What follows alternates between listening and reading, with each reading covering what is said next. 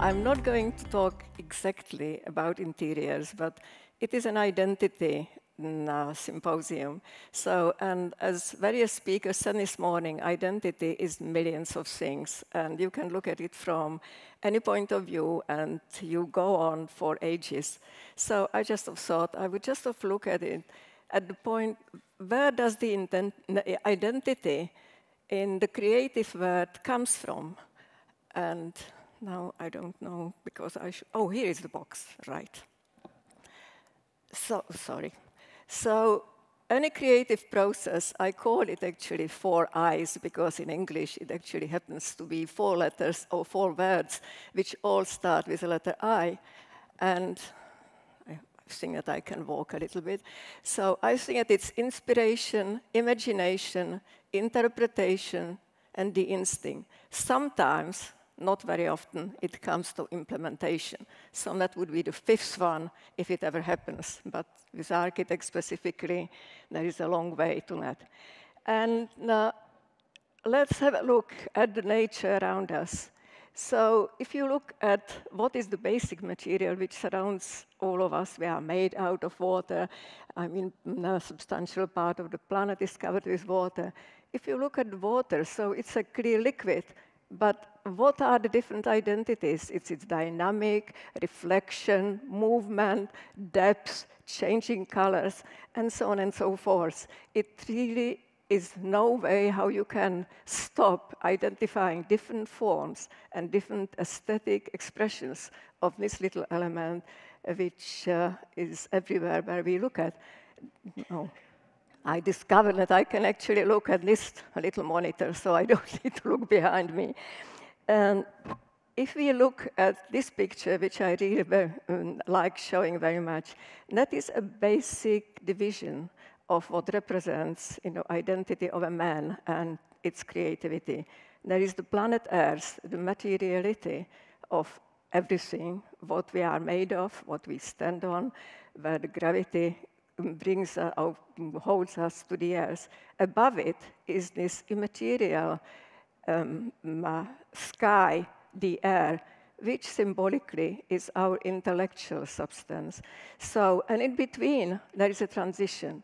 As soon as man had any power and any mind, he started lifting up that material from the earth, raising it up to heaven. So this movement going up, I think that from Stonehenge and from the old history of man, I think it is always around us or with us. We are surrounded by the most beautiful images which the nature creates.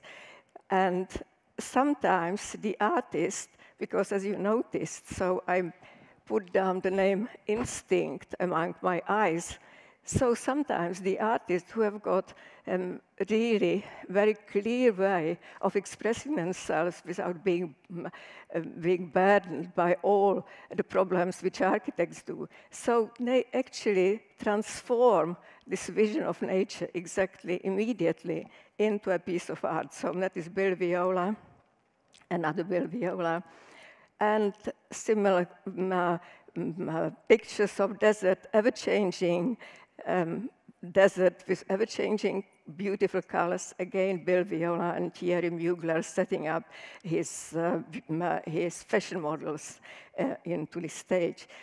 Nature has got the most amazing pictures of colors and most interesting combinations, which I think, again, in an artist, James Turrell, appears on his aim to create aimless, limitless spaces. How did we start? As soon as the man started expressing himself with his hand, so these little pictures of a hand where the communication and any creative art always starts. I don't know what's going to happen to my picture with AI, but maybe that it all disappeared and I would have to change the explanation. But the communication between the brain and the hand, that is really the most important part of the creative process. That is a picture which a 3-year-old daughter of my colleague gave me and asked me, what is it? So I had no idea. So she said, it is a deer running in the woods, and his horns are flying in the wind. Well, how far is it from that primitive drawing in the cave in Spain? Nature builds exactly in the same way as we do. It is the most logical, beautiful process. Every single joint, every single piece of structure, texture, built on the logic of what the functionality of this object is, has been probably covered by nature. That is a shell, breathing through its pores, or in a larger scale. And nature is full of colors. Architects find it very difficult to use the colors unless they are interior designers, and then you sometimes find the abundance. These little creatures have got a nickname in the office. The one on the left, on your right, I beg your pardon, no, on your left, is called Richard, and the one on the right is called Norman. As you can see, that it's related to very famous architects, Richard Rogers and Norman Foster, and their architecture, one of them being really technology on itself, and the second one being about veiling and unveiling. And that one is an eye of a fly, which I used to call it Future Systems. Unfortunately, no longer the author is alive. And one, there is this most beautiful creature with those glassy wings, just to be eaten by this awful frog. Well, that is the fate of the architect, somebody in the office suggested. The life starts extraordinary combination of those two things. The egg, full of goodies, full of softness, offering everything, just to be attacked by this aggressive little element, a sperm. But out of that, the most beautiful thing happens, a new life. I wish the politicians actually just to learn how to humanize the aggressivity. The surface of Earth is at early stages just purely tackled by people who by hand form the clay in different versions. So that is where that instinct and again the logical mind responding to different probably geological and environmental and living conditions respond. The birds have got different technologies, how they construct their nests. There is not a great deal of difference between those early stages. And when it comes to the first samples of creative art, when it simply means using, again, nature as an element from which you take the examples and transfer it into a piece of art, when it's absolutely realistic or whether it is abstract, it really goes back to 7th BC quite easily and beyond. People always wanted to go up, so that is Yemen, first New York in Yemen, but also the Tower of Babel went up. So Mies van der Rohe produced this most beautiful drawing, which was his dream. It was what he was at that point dreaming about, but he couldn't actually realize it because the technology wasn't there to support him. But it is now practically a piece of cake to build anything of this kind. Talking about the identity of the towns, I just have a sip of my coffee. When I was a student, Brasilia was being built. It was a dream of all of us to visit that place because that is the place which really has got one of the strongest identity one can imagine. Architect who had a chance to build his monument, which was meant to last forever. When I had a chance to visit it, it was the late 90s. That is where the Brasilia is.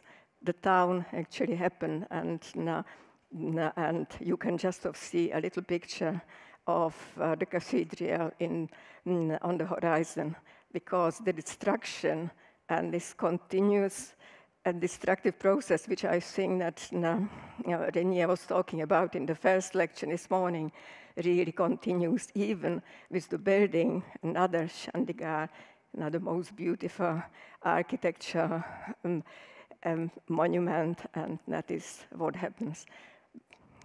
People are actually walking about the dying child.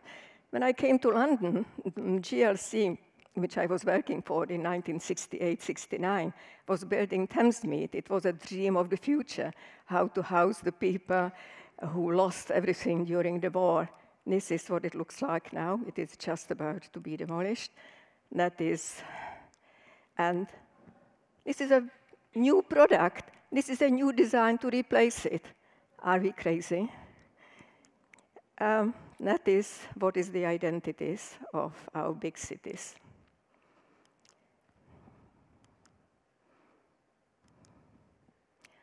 Hong Kong, the desert after the first Gulf War, but not everything is negative.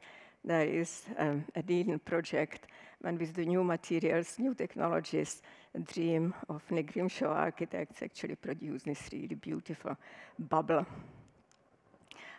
The termite house with fantastic technology, how to sort out the air conditioning and ventilation in the termites house.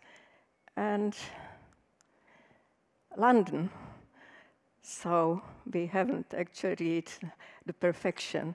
When I came to London, Philip Johnson, an American architect, had a lecture in RIBA, and he was asked how he liked London. Well, he said, New York looks like this, and London looks like that. I don't think that London looks like this anymore. I think that London looks maybe like this, and maybe that in future, all our cities are going to look like this. So the individual buildings and individual architecture is going to disappear in this massive bubble. What identifies the cities? Well, that is one, which is probably the celebration for the Brexiteers after Brexit. But there is also our Queen, who is laughing at her husband wearing this absolutely ridiculous uniform of a beefeater. Well, identity of the cities consists of many things. It's not only historic center, historic buildings, flags, London buses, and uniforms, but it is the life and many other things. But it is still true that apart from the Tower of London, I think that in the textbooks they would be Shard and some other landmarks which happened very recently. There is no doubt that Paris will always be remembered until it can be preserved for the Eiffel Tower or Chrysler Building. We identify ourselves and the thing which we are doing by branding. And of course, it can go from the logical and simple system to something which is totally ridiculous, which is Bulgari and Cartier, which I think I would say it's my favorite hatred, because it's just a completely false representation of what those people do, as opposed to designers Philip Stark and Dyson, who don't need this fuss. There is London in the 60s, Twiggy lived in an apartment very close to me, so it is not my photograph, but that is Jean-Paul Gaultier as a contrast to it.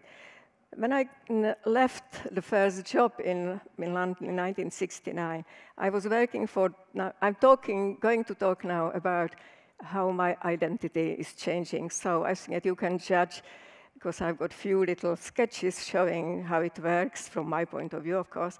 But for 10 years, I was working on this massive project in Brighton. And I was designing breakwaters. I had no idea because Czech Republic has got no sea, as you know. But I was given the task to design the breakwaters, so I had to work with all the engineers. And for 10 years, I was bombarded by the questions of 6-meter tidal difference and resolving the sheet piling.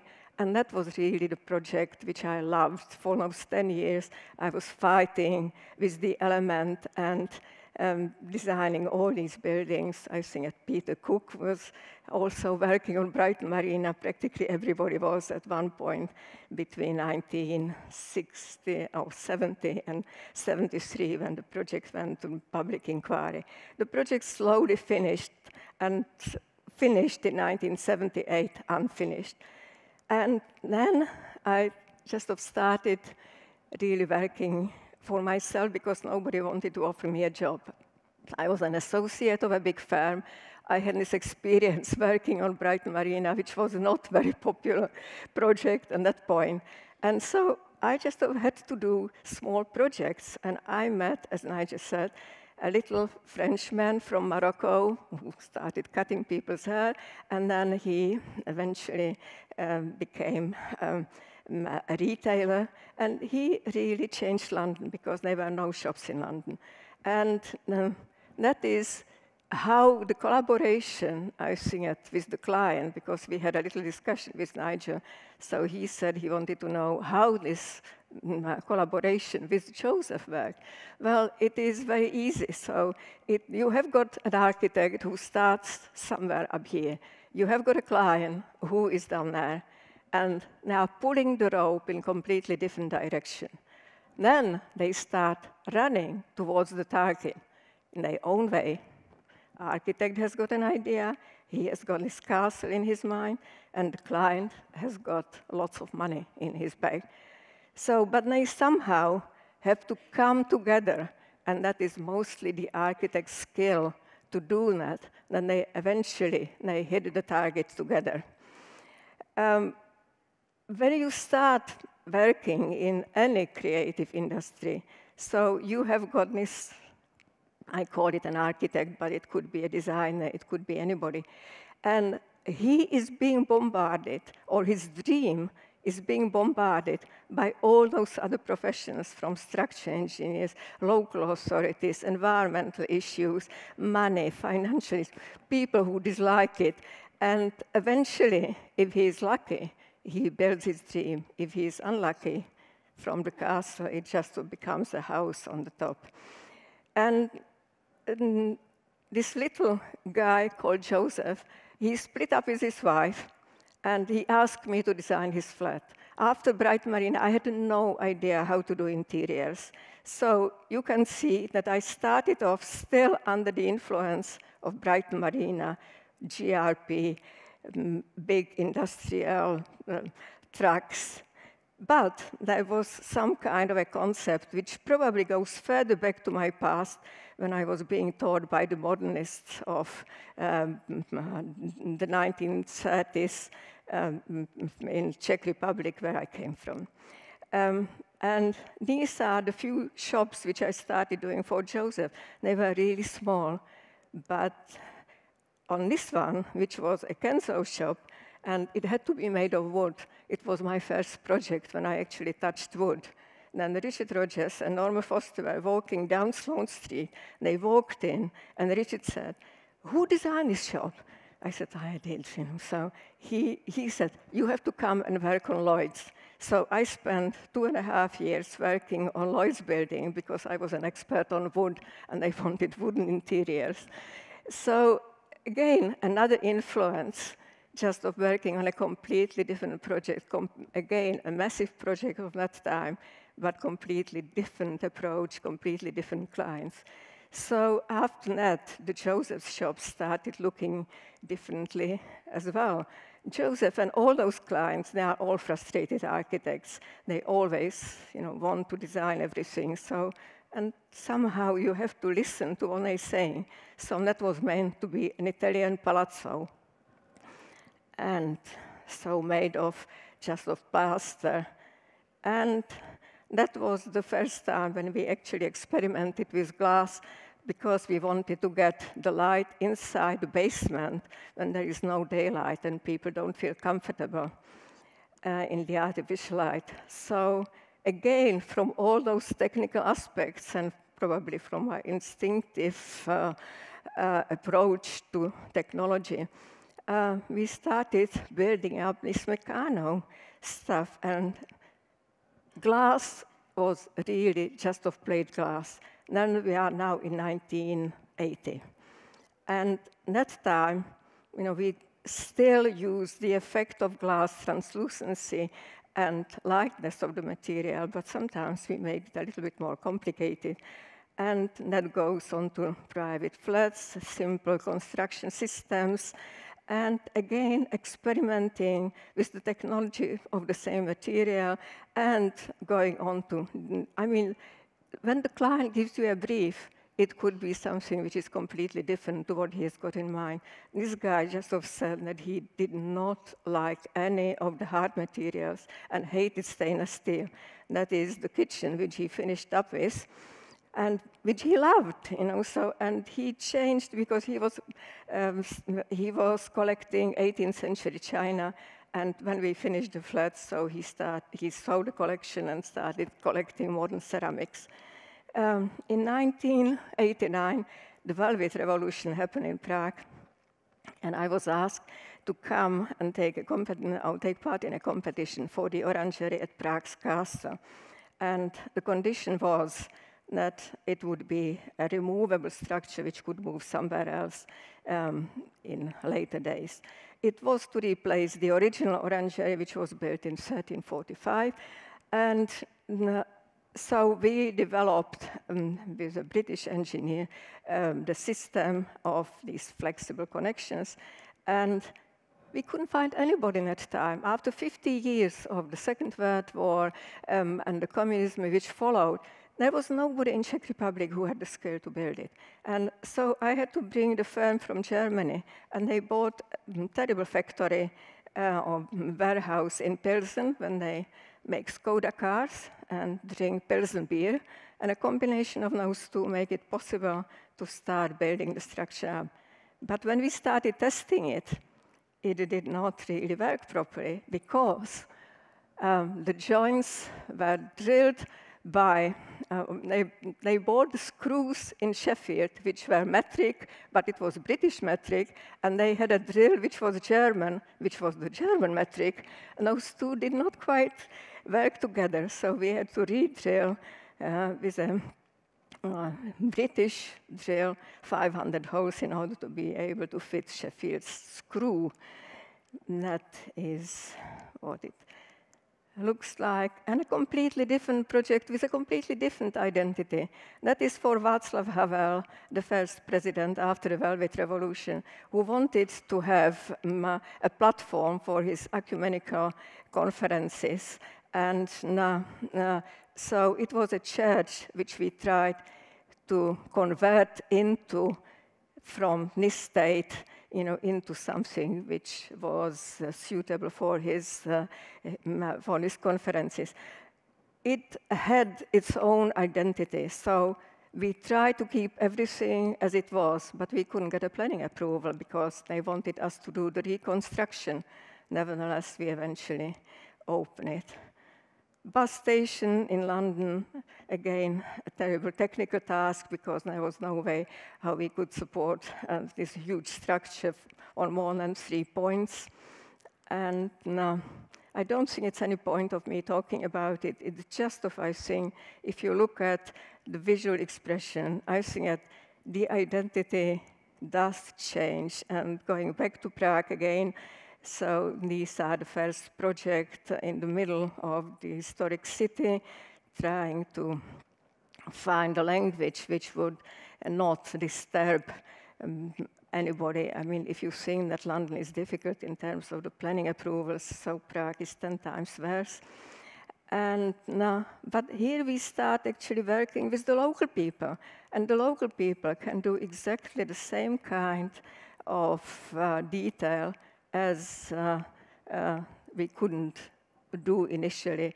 as I showed you on the orangery. These are the speculative projects, just of trying to work with interiors and trying to use new material. We even made a bath out of glass, which I don't know what it was like, and trying to do the bed, which turns so you can either watch the sunset. We have done a master plan for V&A at one point, which came from the entrance door through the vestibule, shop, large sculpture gallery, small sculpture gallery, into the jewelry gallery. That was practically the hardest job which we have ever done. 5,000 objects, each of them different level of lighting, different conditions of display. And have a look, how the technology of glass actually moved up. That was 10 years ago, and we could do these display cases without any metal support, just in glass. That is another example of a house in Prague, how many different models, visual images, and then it starts being built. That is no need to say for somebody who is extremely rich.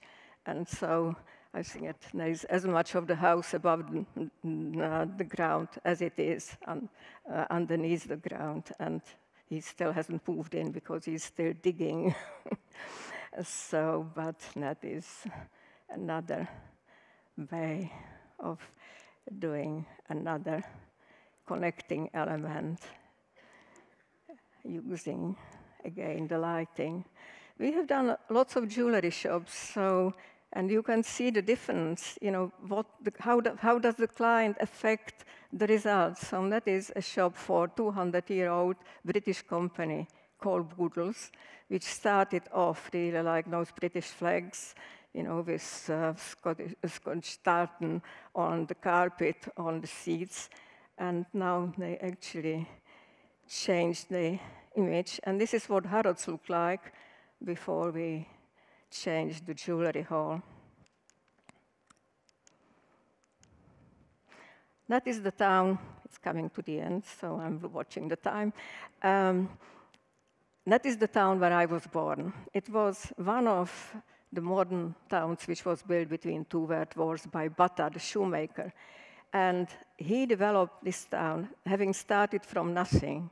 And the concept of the town was the factories in the middle and all those brick cubes, which were meant to be just of a provisional solution to teach people from villages how to live in town, but that genius guy just went into production of aeroplanes, stars, practically everything. And he killed himself in an aircraft accident, and this most beautiful building was built in 1932 as his memorial. He is in a conference with Corp talking about the future of Zlin. And he was very keen on education, but these three schools in the shape of the letter Y, which are in front of the picture, just fell down. And so we were asked again, it was a competition to replace them. So that was the first attempt. And because we had to keep the two axes, so we just finished up with very strange shape in the town, which is purely rectangular. It took us 10 years to get planning approval to build the Philharmonic Orchestra. And again, nature helped to resolve the problem of how to cover the roof, because we couldn't put any loading on the roof. And the strength of nature is remarkable. This little bird nested on the top of the crane, which was moving through the site all the way up to completion. Everybody was looking after it. And eventually the little birdies flew out just a week before the crane had to be removed. That is the university library on the opposite side. Again, the building has an atrium in the middle.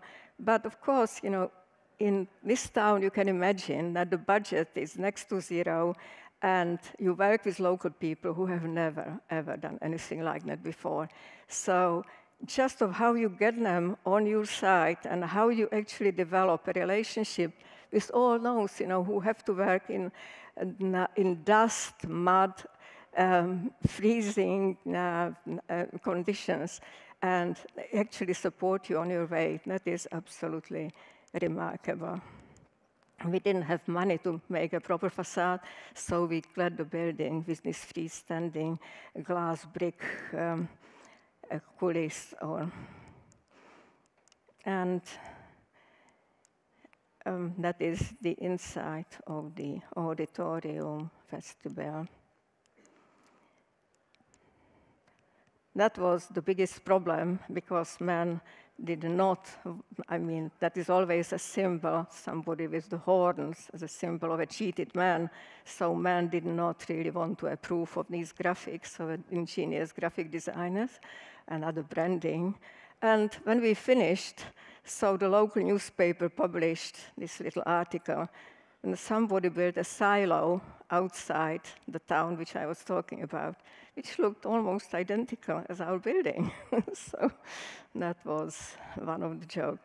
But having done those elliptical buildings, so the last buildings which we just very recently completed, they gave us the layout. We could not really move from any rectangular shapes. And now we were given the height, the width, so at least we built a little bubble in between witches, and we tried to do the interiors. So in the middle of a very small atrium, at least when you look down, it is like racing in an aeroplane in a spring nature when you have all those colors, including the brilliant yellows.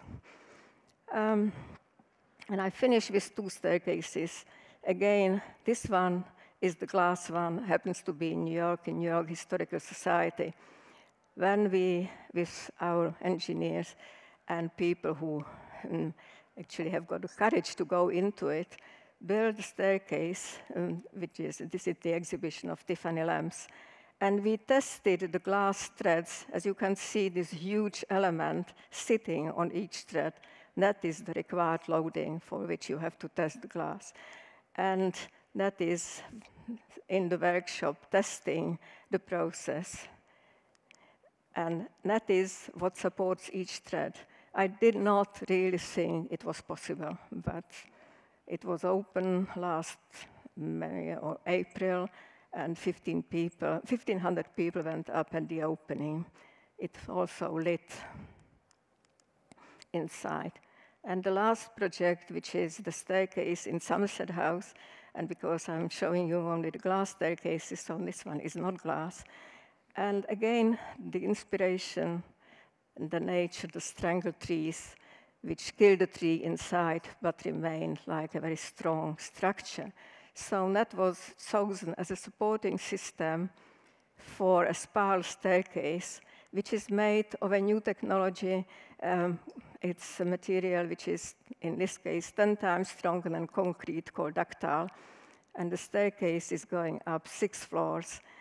And it's molded, and that is the strangled tree made of little metal elements. Each thread is cast into a mold, and that is the Italian lady who owns the factory outside Venice, and who actually inherited the factory after her father, who was making tombstones, and she changed it into a production of this absolutely brilliant material.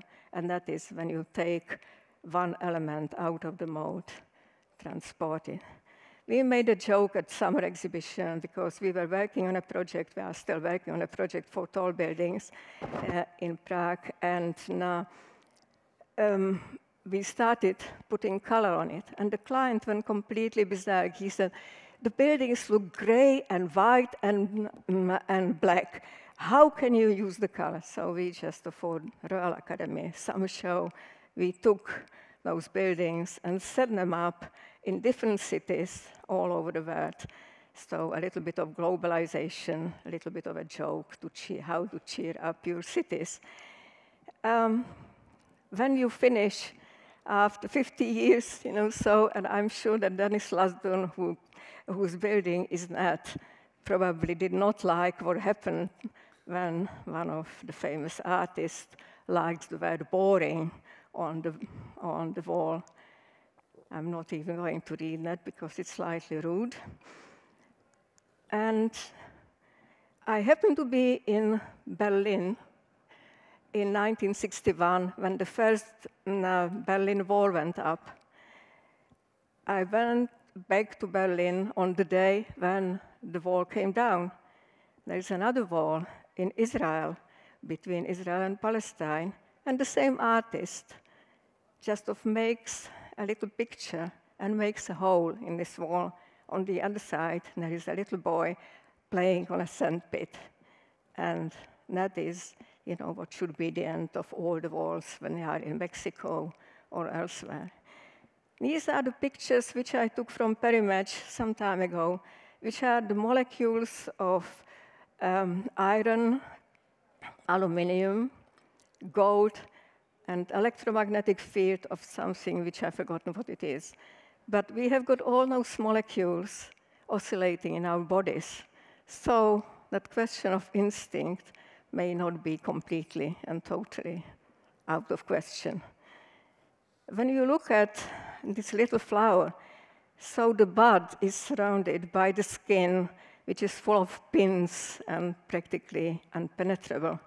But still, somehow, the plant and those very fine petals manage to find the strength to get rid of it. And that is really our life.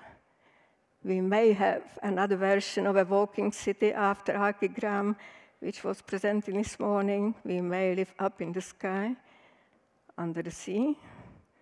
We are surrounded by coordinates of different type, but when I was asked how we do it, so that is what I sketched. You start, you go up and down, you go through dead ends, who knows, back, get back again, turn in circles, then you go up through who knows, maybes, then you get into a complete model, and then with an introduction of experience, understanding, courage, and luck, with a little bit of talent, modesty, discipline, and effort, endless amount of effort, which creates the sea with a very hungry fish. Most of the time, you miss the target completely. Sometimes you have a near miss, and very, very seldom you actually hit it. Thank you, that's it.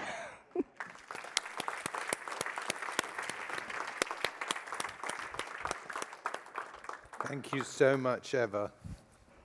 I love that drawing at the end. Fantastic. It's a little Even the bit difficult. Queen of England has got this drawing, because as a Royal Academicians were asked to give a present to the Queen to the 200-year anniversary. Well, I hope she learned something from it. Well, I don't know. But I could not do anything else, so I made this diagram. And then it was in auction. Somebody paid for it £10,000 because I made two, because I spoiled the first. I'm sure it's worth every penny. A little bit of conversation. Your interiors have whiteness and lightness and smoothness. And Thank you. to think back to the time when you did your first stores in London, most shops were cluttered, dark, appallingly lit, and stuffed with product. Yeah. So how did you deal with that? Because I've designed loads of shops too, and I can remember, especially with clothing shops, most retailers want to pack it in because they're scared that if they don't offer everything to the customer. How did you deal with that? How did you manage to persuade Joseph to have such spare environments? Joseph was relatively easy because, being brought up by these Czech functionalist guys, the simplicity and simple concept was something which every architect should start with. So of course, when I started doing it, so I said, well, what is the shop for? You want to sell clothes, you want to sell the product, whatever it is. So let's just try to make the background, which is so simple. And neutral. And let's try to make the product as if it was the best thing on earth. So people would buy the product, because that is what the principle of the retail is. Somebody comes and buys 10 times something which costs 10 times more than it was bought for or made for. So I just have said, I don't want people to remember the architecture, but I want them to remember your product, and this is what a retailer... Well, when people go into a shop, and at that time most shops had shop windows, your shops never had shop windows, did No, they? because I just have said the shop is the shop window. If people see what is inside, it is kind of brainwashing, of course. But if they see a garment hanging on a hanger from the street, is that really going to get them inside the shop? Surely there was something else, that there was... The atmosphere was kind of You have pulling to create them in. an atmosphere, but it's a question whether people, I really, as an architect, I would love to say that they should remember the design. But it is not my job. My job is to remember what they see, what they can buy. So you see, because Joseph was absolutely perfect in just of putting the collection in a way that it looked like blocks. So even from the street, you could see the enormous choice of shapes and colors. And textures, and you would want to go and touch the clothes. That's right. And that is how, with him, so I started the argument. And in my first shop for him, I just painted, there was a beam. And that time, we had no money. I had £16,000 to do the shop with. When we did Le Caprice, which is a restaurant, I had £20,000, including the furniture. It was just an incredible time. But isn't it true that at that time that shopkeepers didn't really rate designers? Exactly. They thought design was a waste of money. Exactly. So how did Joseph come to realize that it wasn't a waste of money? Did his sales rise? Yes, because his sales went up. So it wasn't. I wasn't so clever because I was experimenting, but because when you make the shop and the background step back, so people and if you light, lighting is everything. If you light the product perfectly, the texture comes out, the color comes out, the shape comes out. And so he started selling, 10 times more than he did before. So his confidence built up. Slowly, and we did 47 shops together. But at the time, at those early shops, the lighting was pretty rubbish, wasn't it? Absolutely. It was hard to get that effect Absolutely. of uniform gallery-like light. And the amount of time I spent in factories trying to persuade them to adapt the light fitting to do what I wanted it to do, so because we wanted more light. How much light we have in the shops in terms of luxes, for example, and at that time, so if you had 200 lux on a garment, so they said, why do you need more? But he could see that also we created accents, so he just somehow, I think, it relied on my ability to investigate, because I knew nothing about shops. After Brighton Marina, Weren't you a good shopper yourself? No, I'm terrible in shopping. I never go to shop. If I don't have to, you don't meet me in a shop, ever. And was there any feedback that came?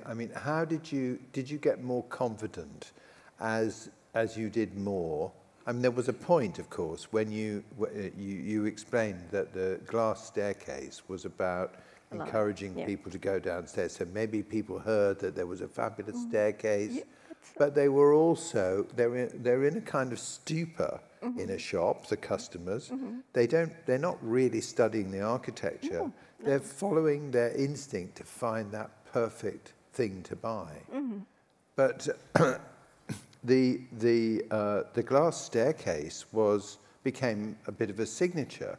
Yeah, I didn't mean it that way. I just, I really love working with glass because of the nature of glass and what it does with light.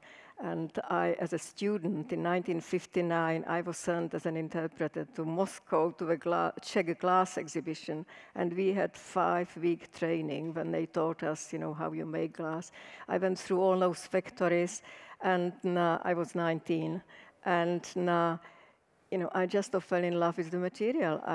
I was third-year architecture student, but I had no idea that I was going to do something. But it's a bit of a Czech thing, but isn't it? Glass? Yes. Not necessarily the way you handle it, but there are so coloured many glass. Czech artists, yes, and they were like, the name of some of those Czech artists, they became international, so, and I was there for 4 months, working with those big names, and they were telling me, what they do with glass and how you shape it, what you do with light and glass, and they glass objects and glass sculptures and so on.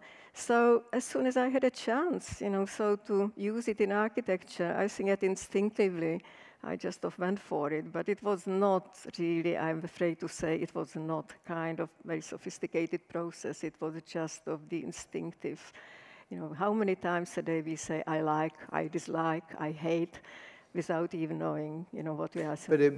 But it introduced a crystalline quality into your spaces. But it was very interesting to see projects that I'd never seen before in the Czech, now Czech Republic. But I mean, just on the subject of your identity as a designer, do you find do you regret the fact that you've been funneled into a small project profile in England, whereas in the Czech Republic you're more known for large structures? Isn't that a bit schizophrenic? I am so grateful for everything which I had a chance to do in my life. In those 50 years in England, I worked for those large engineering projects, experimenting with the caissons to build breakwaters. Every single line on the breakwater is mine. There was nobody else in that office working on that project.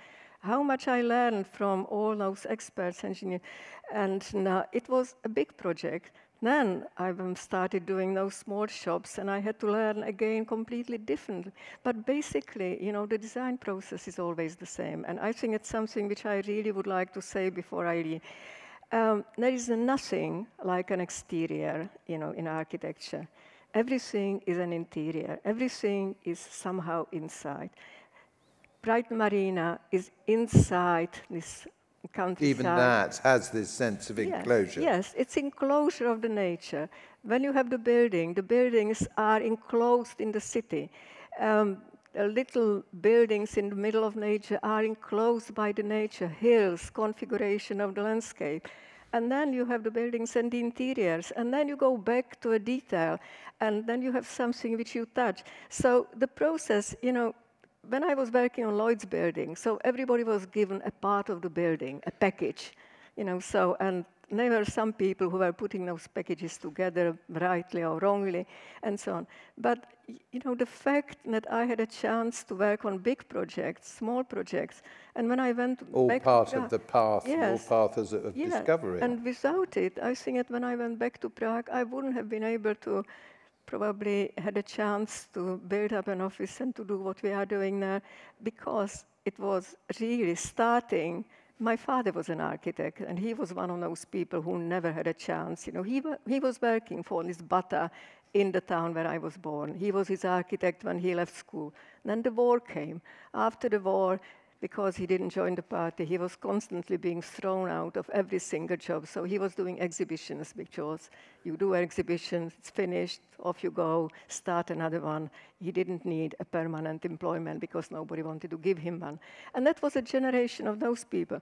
But all those people who actually managed to remain at school in education, so they were making a tremendous impact on me. So with that basis, I came to London. You managed to feed in all your experiences throughout your life. Yes, one does, and I'm really, at my age, I can only say I'm very grateful for every single minute. I wanted to study chemistry. by pure coincidence, it happened to be architecture because I did A-levels in physics instead of chemistry, and they wouldn't accept me. So then I thought, what else? And it happened to be architecture. My father said to me, you are going to marry an architect and you will become an architect's wife. Well, I was very often one woman in a huge amount of men's. Well, that's something we haven't really touched yes. on. Your professional identity as a woman. But just before we close, because I can see that the time is up, yeah. Is there anyone that has a burning question in the audience? Any thoughts? Would you like to test? Yeah. I Please. would like to hear a bit more. You said about being, you were very often one woman in a segment. I would be interested to hear a bit more about your experience of that. You know, at the beginning, I was just so surprised what architecture had to offer that I just kind of jumped into it, and I was looking left and right. And when I was in Brighton Marina, I can assure you there was not a woman on that project. They were about 300 men. And, you know, and all of them, you know, I think, and they thought they were going to have a tremendous joy if they let me go up the ladder to go up on the viaduct. But of course, I was wearing trousers. So, you know, I ignored it. I absolutely ignored it. And then I suddenly started finding out, you know, how badly the women are treated. But, you know, when it comes to me, when somebody shouts at me, I don't know whether it was my parents' education or whether you are just born like that. I completely ignored it. And when they finish, I would say, can you say it again, please? I didn't understand. And it completely, you know, I had lots of people shouting at me in my life. Do I mind? Not really. I think that, you know, I'm not trying to justify anything. I think that I have done everything in my life when I managed to be in a position that I could help the other women. I think that I've got really clean conscience, that I have done everything to help. And any woman, any girl in the office, anybody with any fear of any kind. And I think that in our office, we always had more women than men because I always try to offer a job to a woman. When they had children, we look after them. You know, now the situation is getting much easier. But it's still a struggle. It's still a struggle. It's still a struggle.